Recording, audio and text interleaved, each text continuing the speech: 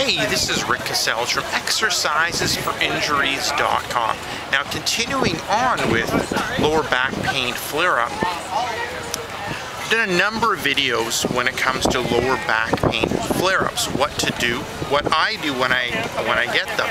So make sure you kind of check out my blog, Exercises for Injuries, or my YouTube channel for more videos on what I do. One of the things I do when a flare-up hits in the pain stage is I get in positions that allow me to overcome that pain. Now, at work it might be difficult to do, depending on what type of work you do, and what I recommend is you keep moving. You keep moving so things don't lock up in your back. But if you're able to get in this position, I would do it.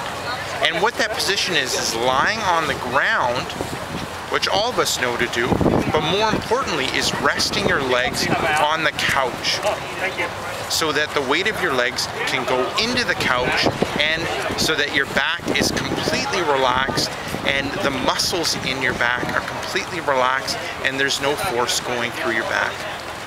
So this is a position that I recommend, especially in that pain stage, to kind of get your muscles to relax and help you overcome that lower back pain flare-up.